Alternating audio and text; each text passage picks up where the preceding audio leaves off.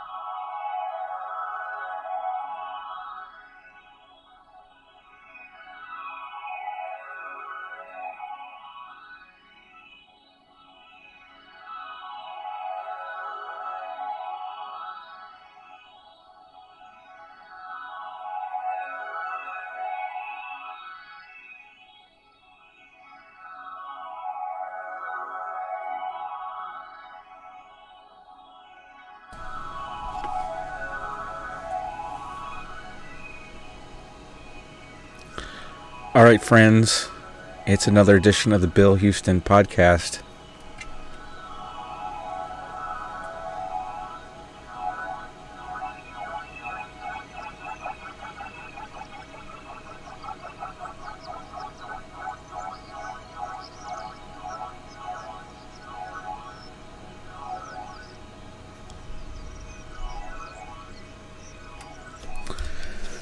Are you all enjoying your quarantine?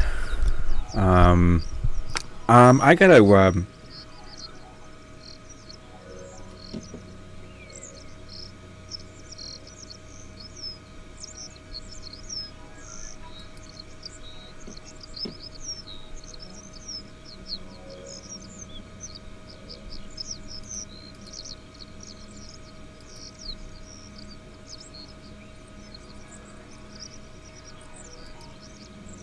Okay, we're gonna come right back. I'm gonna be right back.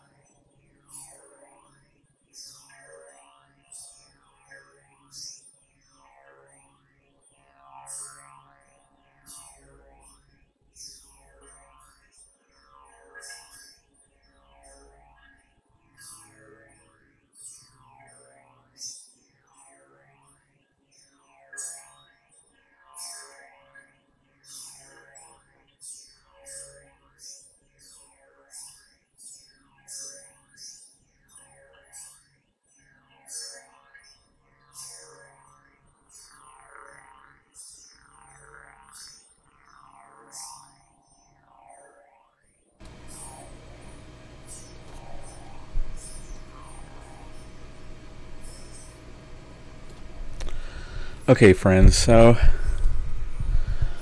I hope that mix sounds good. Let's see if there's anybody watching right now, because I want to ask you how the audio sounds if there is somebody watching. If there's nobody watching, well, I guess tough luck for me. One viewer, I think that's me. So, alright. Maybe I can monitor myself.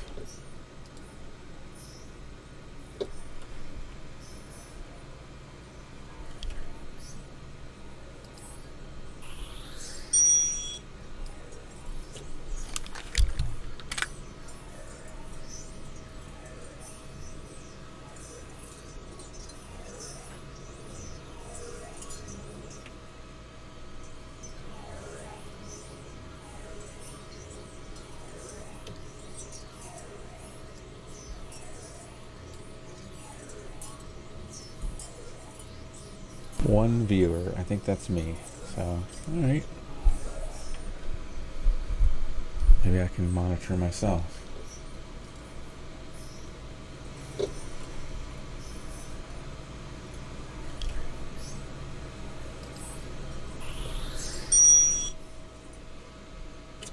Okay.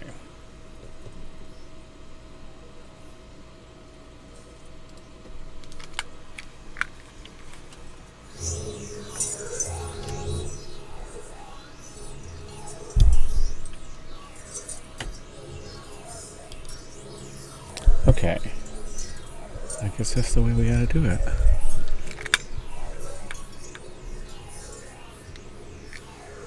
Okay. This is what we're gonna do. So, wow. This is, we're living in unprecedented times today. And this is,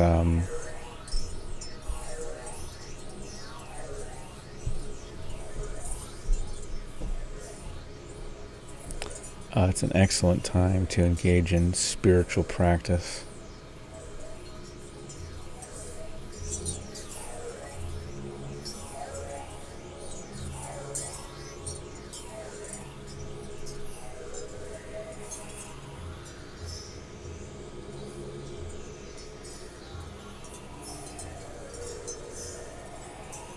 Boy, now is the time to demonstrate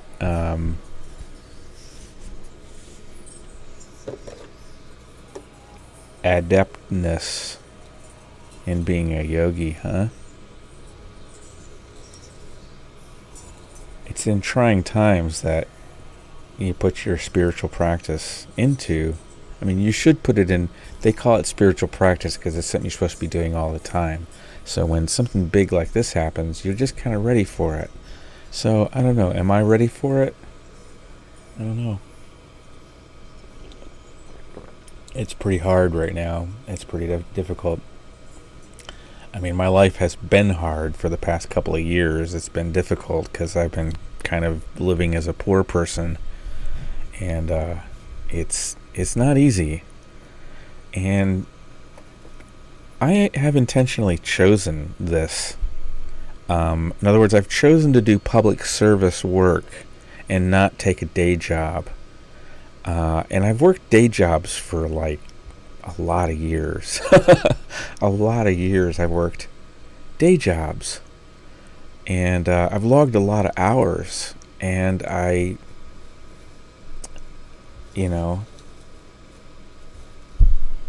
think I've had a distinguished career. I've done a lot of stuff. I've been highly compensated, and I've worked for Fortune 500 companies. And I'm very lucky because in my professional work, I mean, I'm kind of a geek. I'm a nerd, and I think I'm autistic, and I've got dyslexia, and I got a lot of problems, okay? I got a lot of problems communicating, relating to people, okay? And I've had a lot of trauma in my life. I don't mean like physical blunt force trauma. I mean like emotional trauma. I'm a traumatized person. And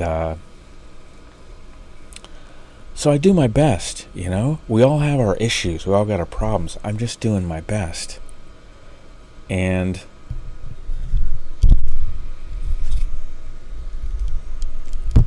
wow, oh wow, am I catching some abuse right now? I mean, I catch abuse on a normal day.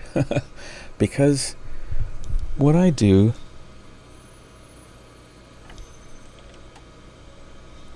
I'm a free thinker, and I've always been a free thinker. And I follow my own heart, you know what I mean? I follow my own muse. So this, I wish I could make that, anyway. This chart, right here, okay? Part of my professional work. I've been a Unix systems administrator, but I've also worked in engineering departments, like not as a systems administrator, as a programmer, and as like just this guy with different talents that you can throw him at a problem, and he'll figure it. He'll figure it out. So, I mean,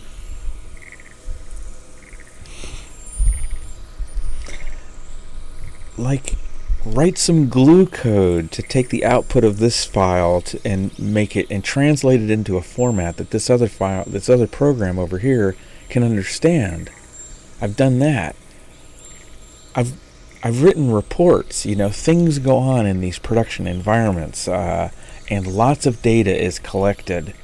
And I've worked in software development labs where there is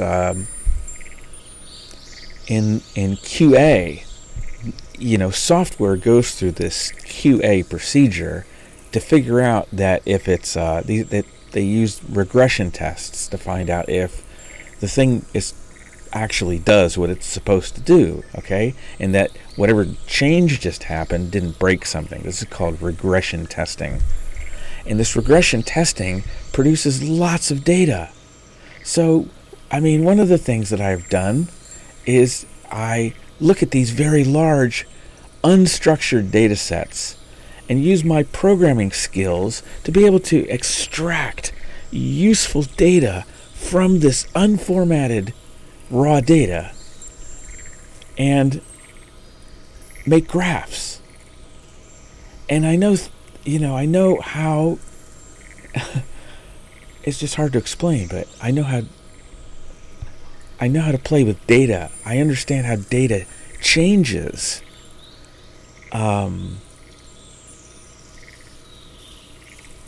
There's change and rates of change, and I've manipulated data for a lot of years as part of my professional work, okay? And this is super simple. You can do this. You can make this graph yourself, and I encourage you to. I'm going to tell you how I made this. It's so simple. Do you have a spreadsheet program? Microsoft Excel? If you have any computer, or even most cell phones, a smartphone these days, you're going to have a spreadsheet. And you can put these numbers into a spreadsheet and make a graph like this and see for yourself. So, people, I have a little plug-in app in Firefox that lets me see when people unfriend me on Facebook, okay? I've had a barrage of people unfriending me on Facebook over the past 30 days. And it's all over this COVID virus thing. And I'm not... I've worked as an independent indie media journalist, citizen journalist, for a lot of years. I mean, I started out in public access TV in 1994.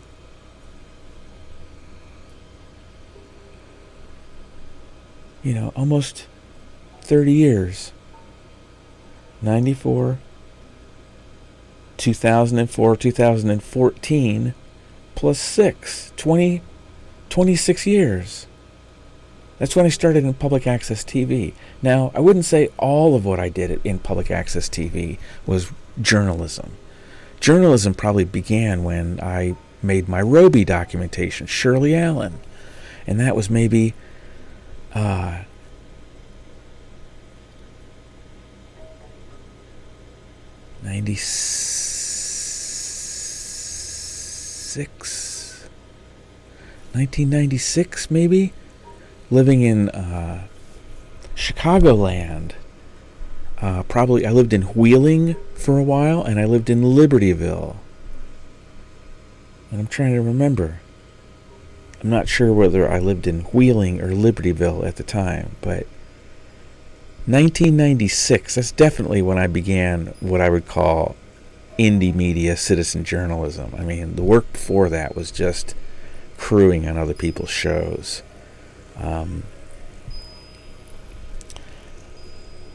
So, people treat me like I'm a retard.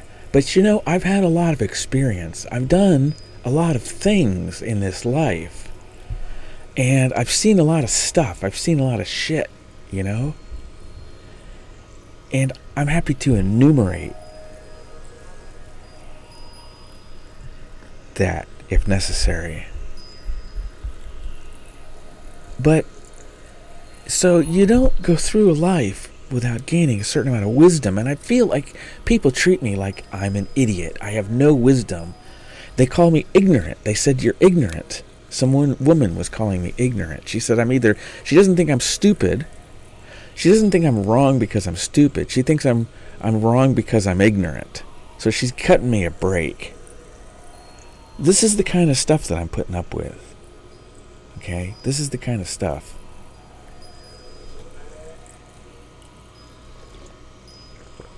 I have a lot of experience. I have PhD worth life experience. And I don't have those letters after my name. I was a college dropout. But you know what? A lot of smart people that have accomplished great things were college dropouts. So I'm not saying I'm a great person. I'm just saying I might be. You have to give that. You got to give that put that in the realm of possibility that maybe I'm not a retard. Maybe what I'm saying does make sense. When I look at this graph,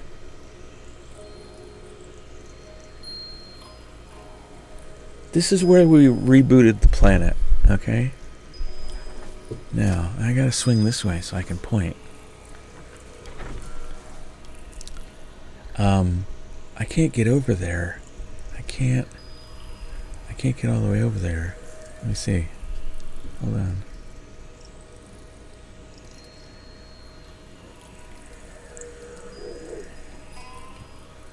I'm gonna get some fuzz. No, I can't do it. Okay.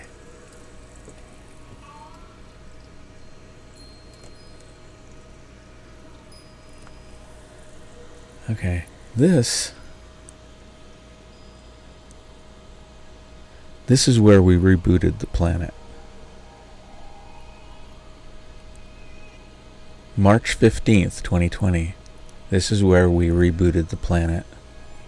500 U.S. deaths from COVID. This is where we are today.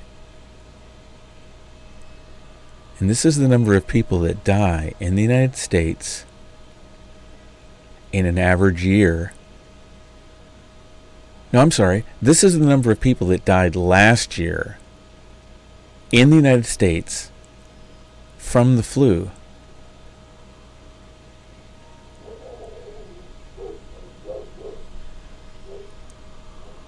This, look at the height. Which is bigger? Is this one bigger? Or is this one bigger? I'm not very smart. I have a lot of problems. I failed the 6th grade when my mom died. I'm a college dropout. I failed Calc 1 twice. I'm a slow learner. I think I have dyslexia, and I think I'm on the autistic spectrum. Would explain a lot. A lot of the problems I've had in my life. Oh, you're autistic, Bill. That would it would explain it. I think I am. But you know what? Sometimes autistic people have unique insights. Sometimes they almost have like superpowers. I don't feel like this is superpowers. I think this is fucking common sense. Look at this. Look at the purple. Look how tall it is. This is the number of deaths in the United States of the flu last season, 2018 to 2019 flu season. It's 35,000, I think. Or 34, maybe 34,000. Remember, I can look up the exact number. You can make this graph yourself using a spreadsheet. Any spreadsheet. Excel, LibreOffice. If you have a Linux computer, or if you have a Windows computer, or if you have a Mac computer, you can get LibreOffice, and it's very excellent, and it's free. It's totally free. LibreOffice. And you can put these numbers in, and this is simple. This took me 10 minutes to look it up and 10 minutes to build the spreadsheet and make these graphs. This is last year. The red is over there. The red is a 10-year average. Per year, 10-year average deaths in the United States of a flu, okay? This is where we are today. And this is where we rebooted the planet. And when I point this out to people, because all the media channels, the corporate, for-profit media channels, are all saying the exact same thing. That's a red flag right there. When they all get in unison, it's usually bullshit. It's usually some kind of public relations stunt. And they've done this out in the open. Out in the open.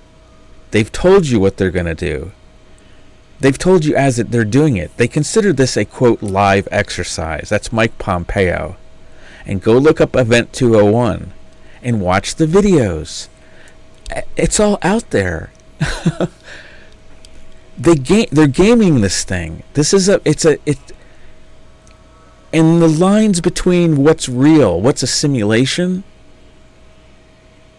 and what's real have become terribly blurred today. And they're doing it through the control of the narrative. They're doing this in the realm of story. It's not in the realm of reality. It's in the realm of story. So, and this is such a high consequence thing, right? So you'd think, before we pull the plug on the earth, and people are saying this pause has been a good thing, that air pollution is diminished all over the place. Hong Kong, Los Angeles, these places that used to have lots of smog, everybody's home. All over the world. This has never happened before. It's quite remarkable. So people are saying this is good, but there's going to be a lot of hungry people pretty soon. And people are going to die from the economic shutdown. And part of this was necessary, not for reasons that anybody's talking about except for me. The real reason is peak oil. That's why the economy crashed. But there's lots of this reaction that's hype. It's Edelman hype. Edelman PR hype. Edelman PR is designing this thing. And the New York Times and CNN. And just because Donald Trump calls them fake news doesn't mean it's wrong. It's right. Donald Trump is right. Let's look at that, okay? Let's look at that. So let's stay on this before I go to that.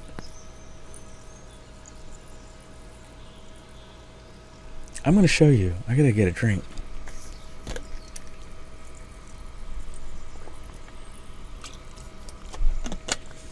I'm going to stay on this for a minute because there's something relevant I want to read to you. There's something relevant I'm going to read to you. Okay.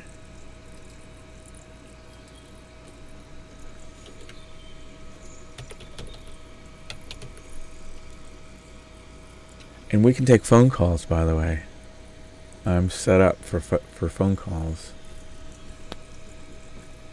Yeah, I think that's it. Oh, there it is. Okay.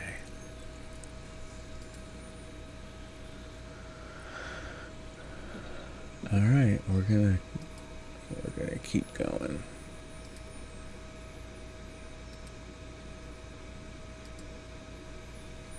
This is a whole new way of video production for me. You basically do it live, and maybe you do a tighter edit, but at least you get it out there fast. Okay, so this is for me. It takes a lot of bravery.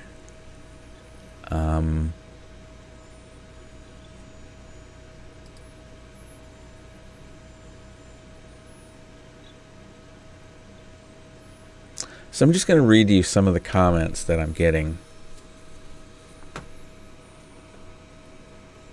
Oh, boy.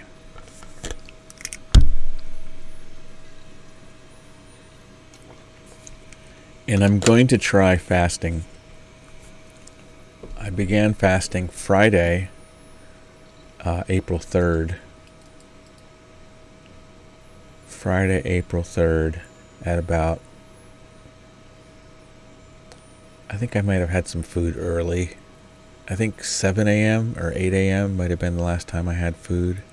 And I'm going to see how... let's see how far I can go with that. All right.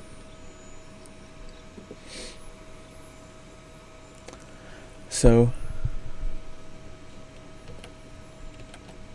this chart, U.S. deaths from the flu versus COVID-19. So people say, when I point this out to people, here's what they say. They say, Bill, it didn't get that far because we spotted it here. We spotted the problem here. And we took great action to stop the epidemic. It was going to be, they were predicting 200,000 dead. So they were, see the red bar over there? Imagine something 4 times that big. 4 times that big. 2 million people. Is that right? Yeah. More than 4. It was like 5 times.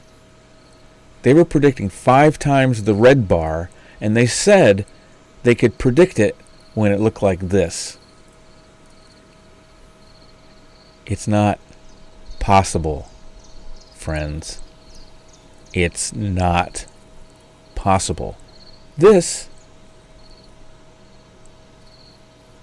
is an impossible task. And I have MDs, I have PhDs, I have people with master's degrees on my timeline calling me all kinds of vicious names. I have been unfriended and blocked by journalists. I had one journalist demanded that I be banned from an email list. Okay? So people are trying to censor this information. Well, what would be the result of this information? The result of this information is that we're being sold a scary story. And it's going to have consequences. And it occurs to me that a broadcast hoax is a federal law. It's a federal crime. A broadcast hoax. And part of the definition of a hoax, a broadcast hoax, to be criminal, it has to actually endanger human lives. And that's what's happening here. Human lives are being endangered by the freakout. A lot more people are being put in danger because of the freakout and the voluntary part of the economic crash. You know, part of it was there was an involuntary component, but there was a voluntary component too, because all these CEOs cashed out. They saw this coming and they cashed out.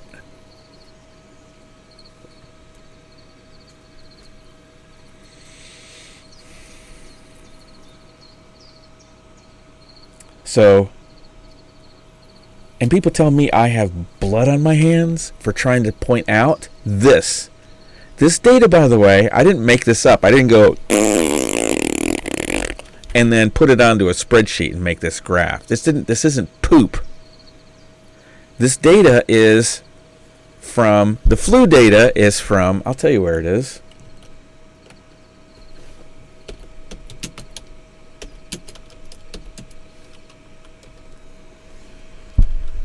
CDC.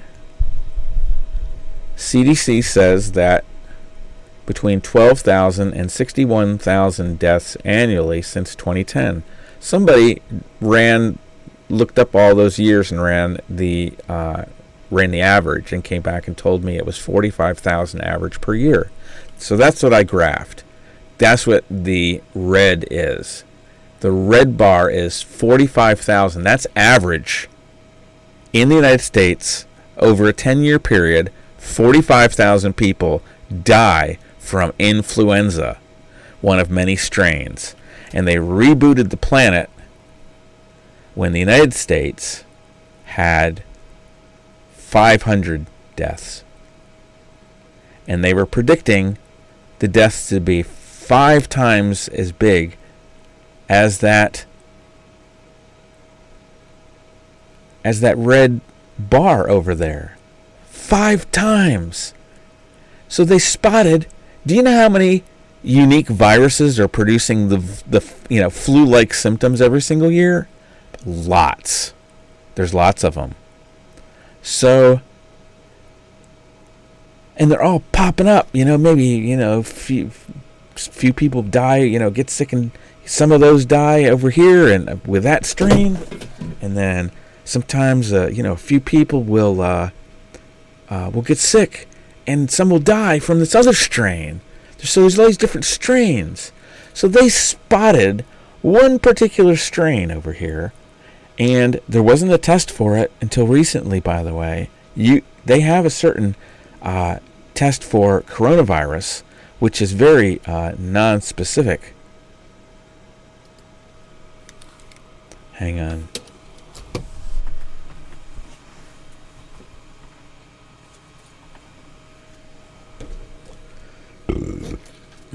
Sorry.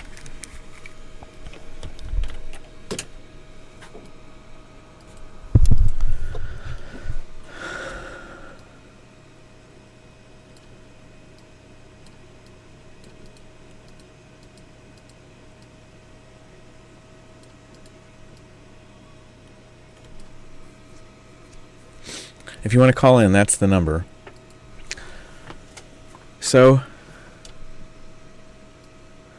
I'm a data guy.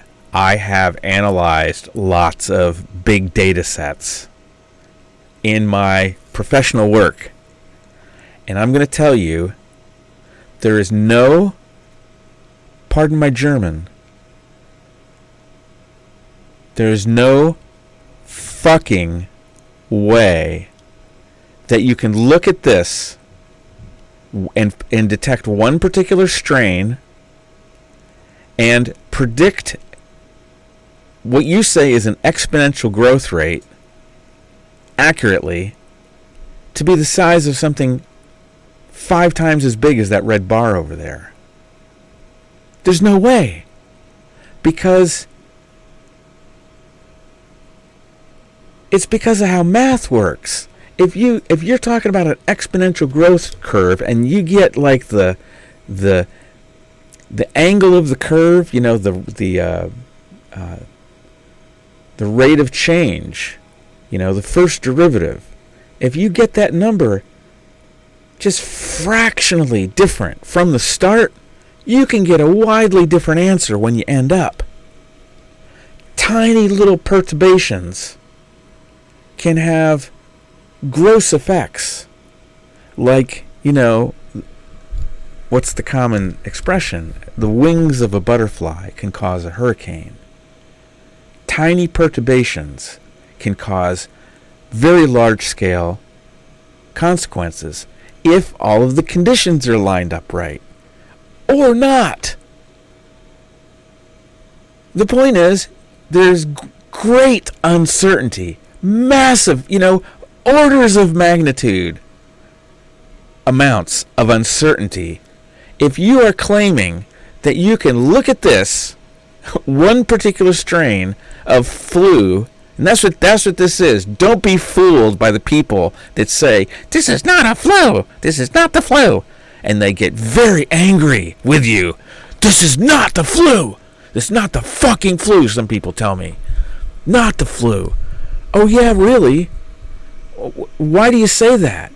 It's like the difference between a coronavirus and a flu virus is the, extremely microscopic changes in the outer sheath of the virus. It's ridiculously mundane and ridiculously meaningless. The differences between this and the flu. This is of a category of flu-like viruses. They're extremely common. We have epidemics and pandemics every single year, almost every year, of varying degrees. And the word pandemic sounds so scary, but it really means just large, in this context, a pandemic is it's a pathogenic epidemic. It's an epidemic caused by a pathogen, like a virus or a bacteria, and it spreads through a population. Okay? So, those happen every single year. And some years are way worse than others. This year has not been worse than others. This year is coming up around average. Low to average. So, actually, the pink was last year. The pink was the last complete flu season. But this flu season is half over. What do they say? I forget. It's October to May. I think they say October to May. That's the flu season in North America. October to May. Or at least United States. It's October to May. That's when there's a big peak of cases. And then the number of cases, people get sick. Most of the people recover. A very small number of people die. If we compare these people that come in and say, this is not the flu, and they scream at you, it's like, well, this is not the flu, what's the matter? It's like, you fucking retard, it's not the flu. The context is, I'm comparing this to the flu. It doesn't matter that the outer shape of the molecule there's microscopic differences between a flu and this. If you can even say that at all. By some definitions, this is absolutely the flu.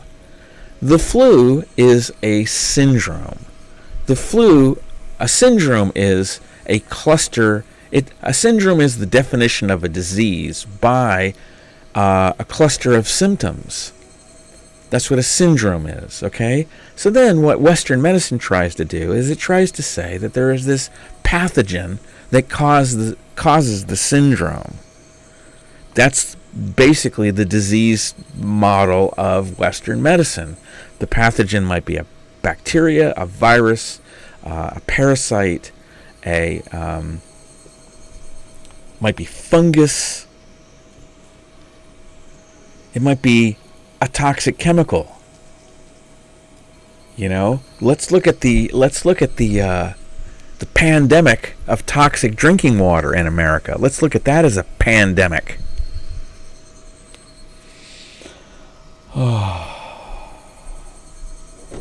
It's really hard being a truth teller right now, friends. Let me tell you. People call me Breitbart, Fox News, Trumper.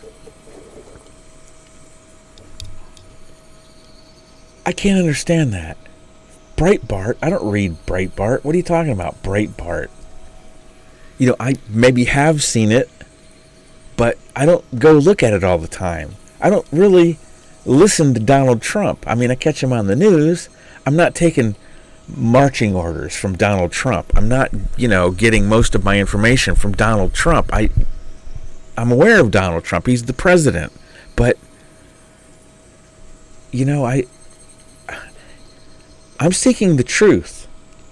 If Donald Trump is seeking the truth, well then, great. That's great for him. Got funky hair on because of my headphones. Good for Donald Trump. If Donald Trump is saying the right thing, good for him. And what I see is there's such a polarization right now in America. And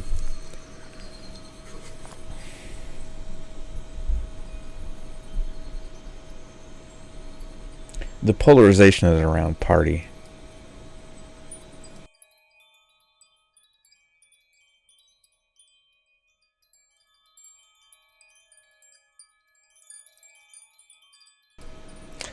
And the way I say things,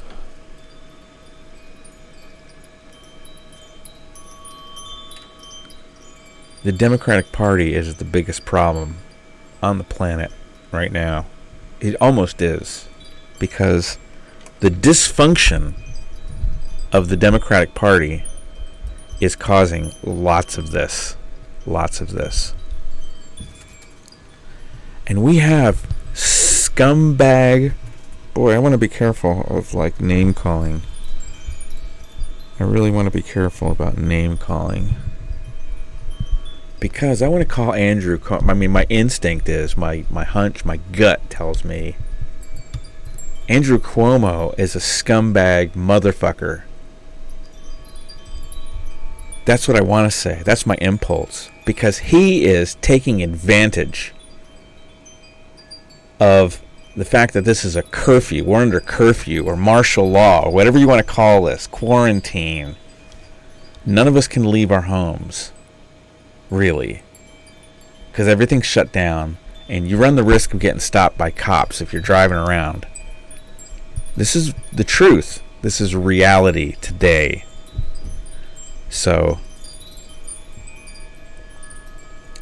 Andrew Cuomo issued a permit for a hazardous waste incinerator in my village.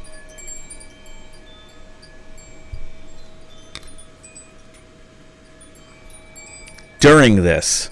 Why? Is this part of the game? If I was a conspiracy theorist, I mainly report the facts. But you know what? I do, from time to time, indulge in thinking about conjecture. Thinking about possible explanations that might explain what's going on.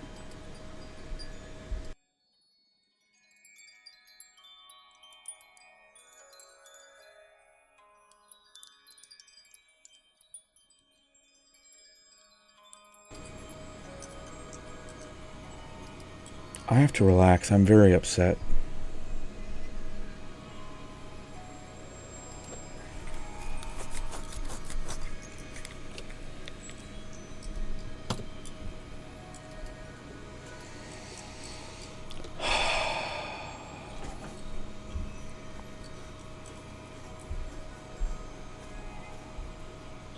So how about this? How about this theory? These people that are gaming this, and I refer to them as transnationalists, and they're also transhumanist. And what transnational means is that these people they don't carry the flag of any nation. They're stateless. They're stateless actors. And some of them are even artificial persons, corporations. A lot of them are. But the people that are involved, they're stateless actors because they're not Americans, even though it's like people like Hillary Clinton. She's not American. She maintains homes, and tax avoidance schemes all over the world. These billionaires, this is how they live. They have multiple homes all over the world, and they travel around in jets. They jet around from place to place, And when all the airlines are shut down because of peak oil, not because of the virus, because of peak oil, when the airlines are shut down and no longer running,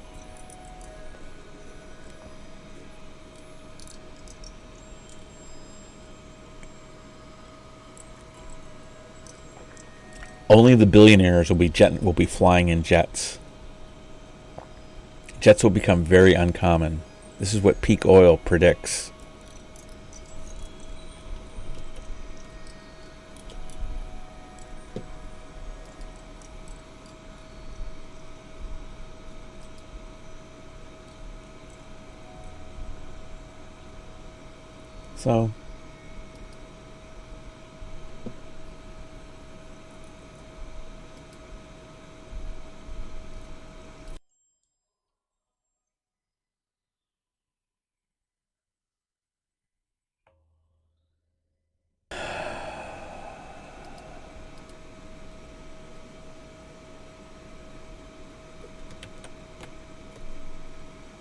So I'm not very smart. And I have medical doctors, PhDs, and people with master's degrees calling me an idiot right now. And I admit, I got a lot of problems. I'm a slow learner. I have dyslexia. I think I'm autistic. But this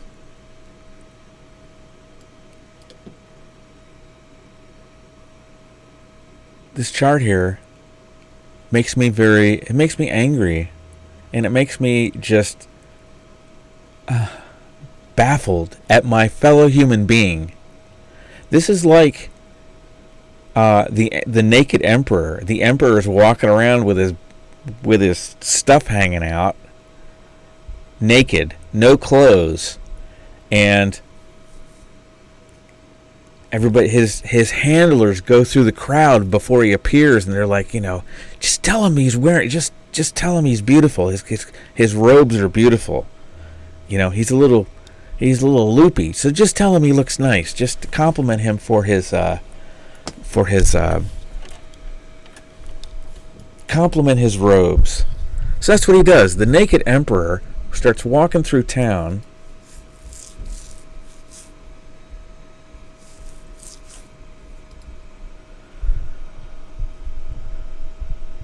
The naked emperor is walking through town. And everybody says, "Oh, you look so beautiful." And in today's world, everybody says, "Oh, yes, I can see that there is a pandemic. I can see that this is worse than any other year." This is what the data says. This is data from the CDC and the WHO and Johns Hopkins University. This is what the data says. So do you believe the data? This is barely a blip. Uh-oh. This is where we are today. This is where when they declared a national emergency, and they were predicting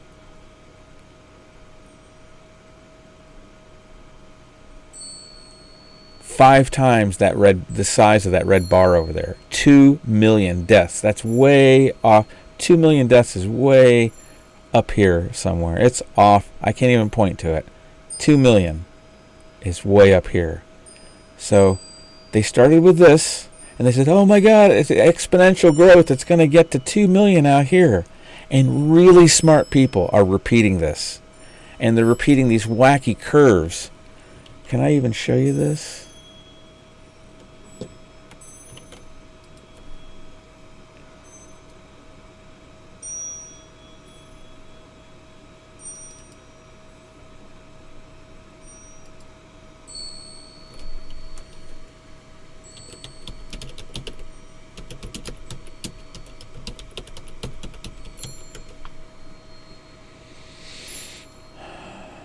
I have to calm down. It's really terrifying what's happening here. I mean, it really is. Because everybody's so freaked out.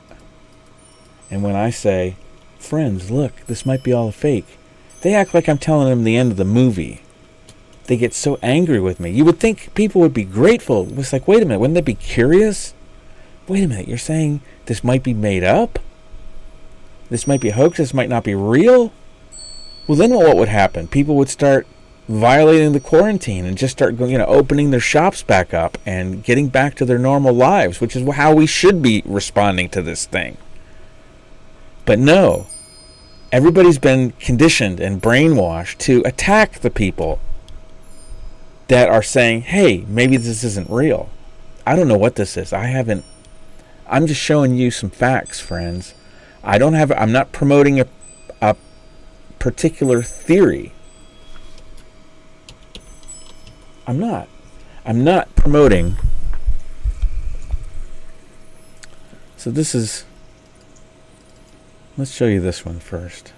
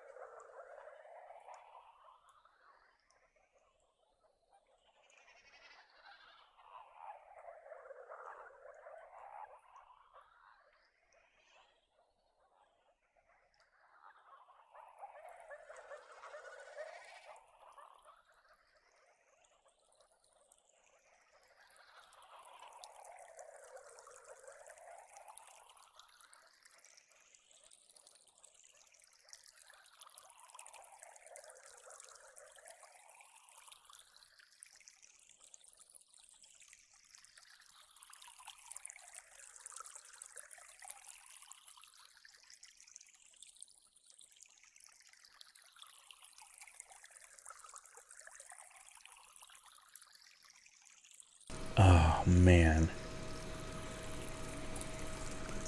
Was my mic off that whole time? Let me try that again. I'm going to do that again. Let's see if there's probably still nobody watching. That would be good in this case because it was a technical screw-up. Good. Nobody's watching.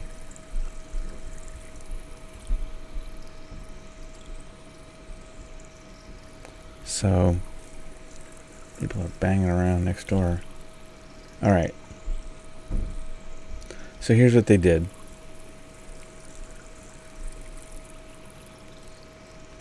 March 15th. This is March 15th right here. This is when they declared, this is when Donald Trump, and he was forced into it by the Democrats. This is when Donald Trump declared a national emergency.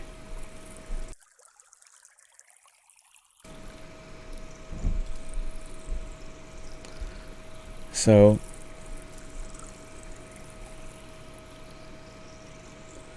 now I can't get over there, so I'm just going to move the graph, okay? So this is where Donald Trump declared a national emergency. This, about 45,000. This is where Donald Trump declared a national emergency. This is what we would expect in an ordinary flu year. Okay? And they were predicting up to 2 million deaths, which is, this is 1 million. 2 million is double that. So way, way off the chart. 2 million is up here. Okay? Once again, this is where they basically rebooted the planet. And there were voluntary aspects of the economic crash. For example, profit taking by a whole bunch of CEOs. And even some politicians. There was 3 Republicans and 1 Democrat senator that were all accused of pulling money out of the stock market. Jeff Bezos apparently, pulled billions out. So, here you go. March 15th.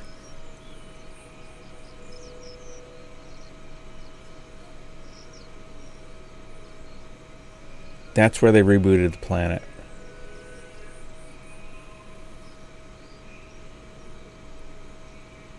And they were predicting 2 million. Way up here. 2 million eventual. Way off the chart.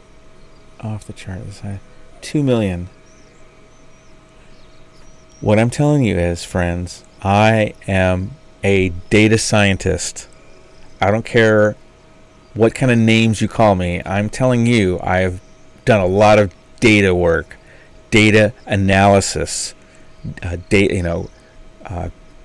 visualization of data, graphing of data.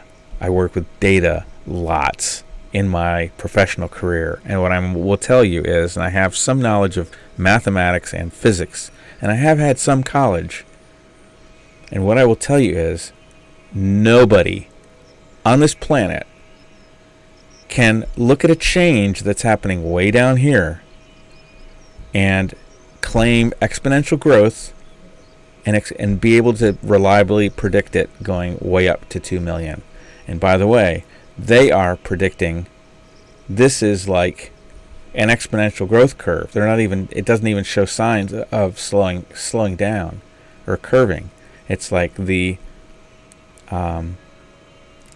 first derivative would be 0 there, and then it just starts as the angle goes up. It's getting higher and higher. The slope is getting higher, or the tangent. The slope of the tangent. That's not how. This isn't the shape of the curve that viral epidemics or any pathogen, any. I want to say any like biological pathogenic epidemics don't follow this kind of a curve. This is the wrong kind of curve. This is deception. Nobody can predict. Number one, nobody can predict the future. Period. I don't care whether you're talking about, somebody's model of an epidemic, how an epidemic spreads through a community. That's a model. Nobody can predict this. Nobody knows the future. It's not certain. The future isn't certain. And by the way, your formula might be wrong. And number three, the third thing is that you might have had a miscalculation way back here. Very tiny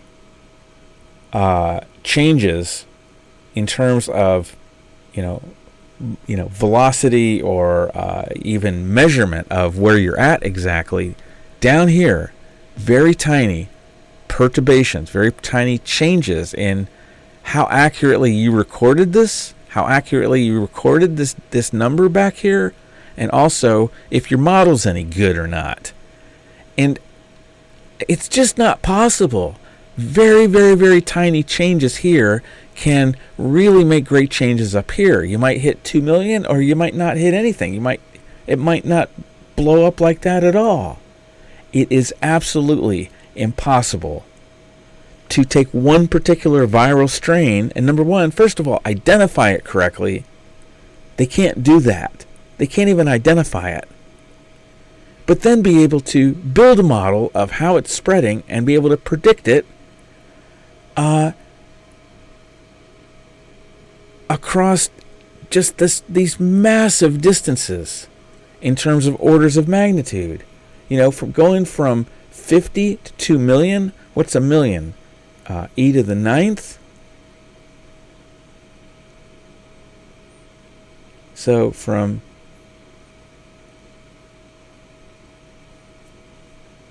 e to the 1, e to the 0 is 1, 10. So 50 is e to the E1.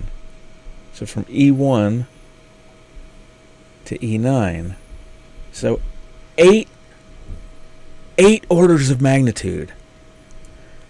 They built a model that was really fucking perfect.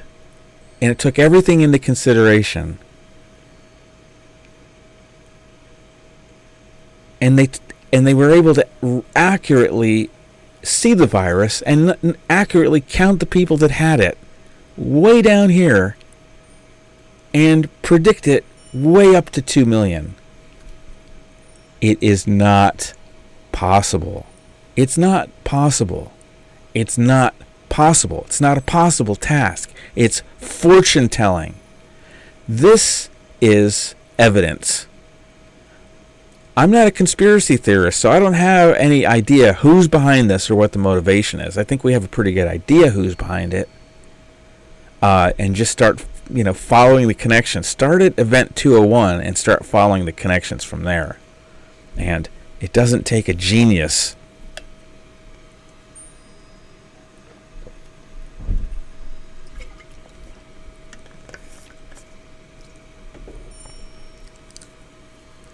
Okay, so am I making too much noise? People are slamming doors. Okay, I'm going to check to see.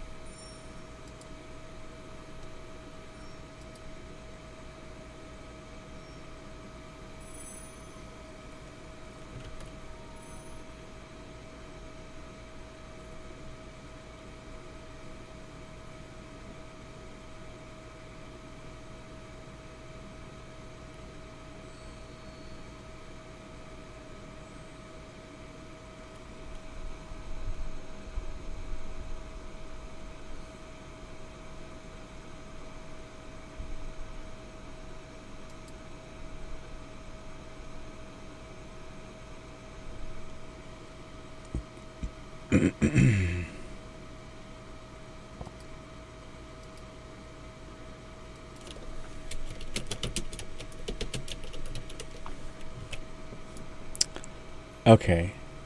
So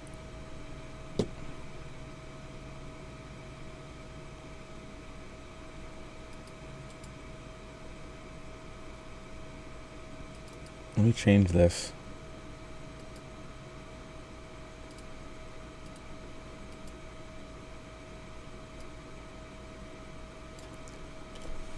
So that line that goes way up, that shoots way up there, over there, I can't reach that far, okay? That line that shoots, that goes way up, whoosh, over there, that is an unrealistic expectation for a growth curve for an epidemic.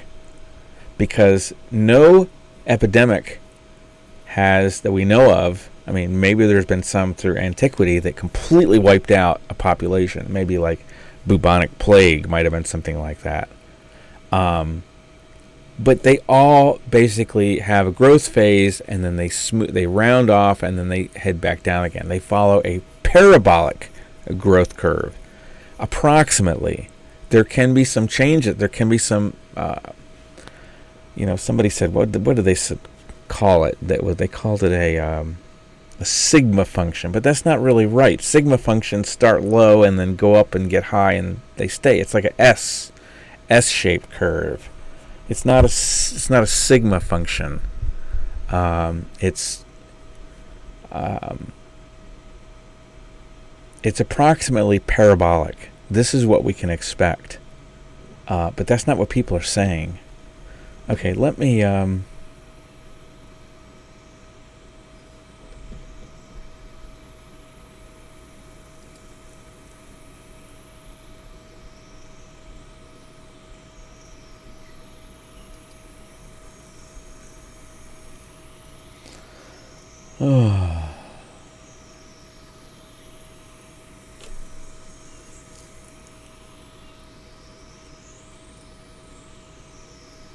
I'm just looking through some of the comments that people are leaving for me and collecting my thoughts where we want to go from here.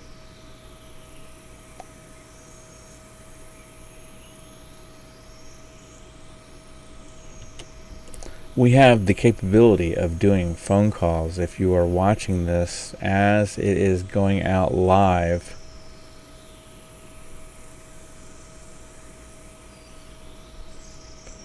Say something and I'll that's the number up there if you want to call in.